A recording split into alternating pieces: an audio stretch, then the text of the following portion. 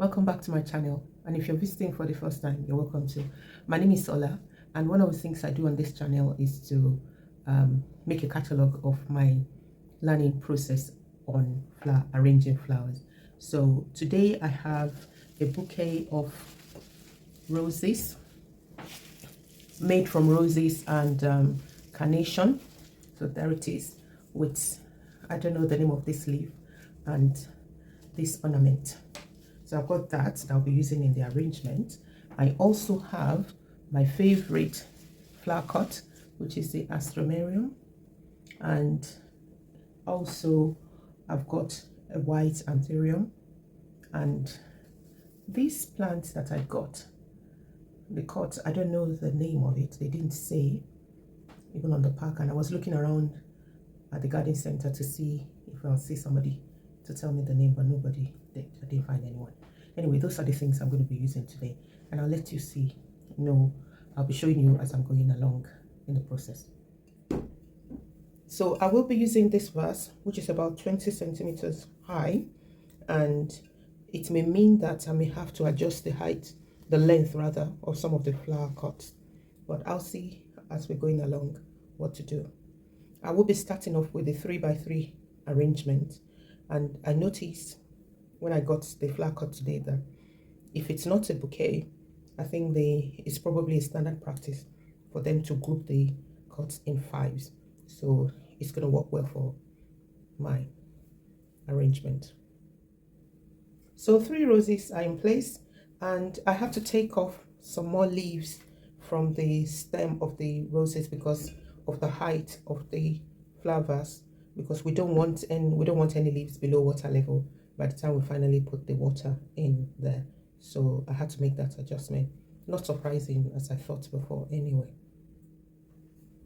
So I've put in the leaf that came with the bouquet, and it's sort of sitting in the middle, which I think is good because it will give me the leeway or the liberty to be able to tuck things in around it. So I have added the carnation in between, and so we've got 3 carnation, 3 roses, and we can't really say the carnation is 3 because it's I mean each cut, which on each one has more than 1 flower of the carnation, whereas the rose, a cut will have just 1 rose on it. So in that way, the carnations are good because it means you can have a lot of blooms on the stem, and gives you a range when you put it in an arrangement. Then there was something strange I also noticed in this one. Maybe it's me, I was wrong, because this one came with just 4 roses and more than 5 of the carnations. So maybe there was a mistake in picking it. I think I'll put the extra rose in here, and depending on how things go, I may add more of the carnation as well. So that's what I've got so far. I also had to adjust the height of the alstroemeria, otherwise it would have been too tall, despite the fact that this vase is about 20 centimeters tall, but I think it's better this way. Let's see from the side. I'm looking at it from the side. The arrangement is looking very orange. Well, I plan to put white anthurium to it to just break up the orange. I planned it originally, and I also have this.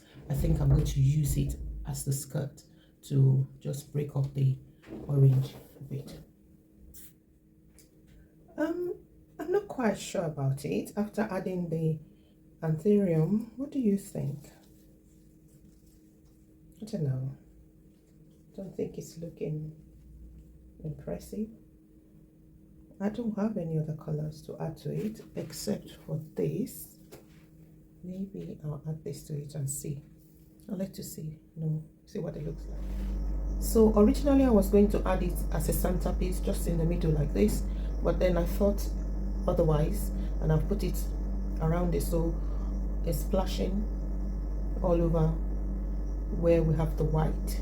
That's not looking very obvious, so I'm going to adjust that, and I think it makes it looks a little better this way.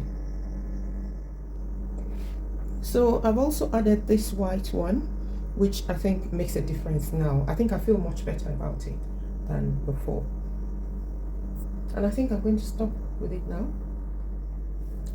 So this is my outcome, and I would like you to give me some comments about it, either with my choice of cuts and my process or the outcome. So thank you for watching. I hope you've enjoyed my learning with me, and I'd like you to give the video a thumbs up. Also to subscribe to the channel. When you have done that, turn on your notification button so you can receive an alert each time a new video is being made, because the plan is to upload at least one every week, so you can see how I'm progressing. And see you next time. Bye.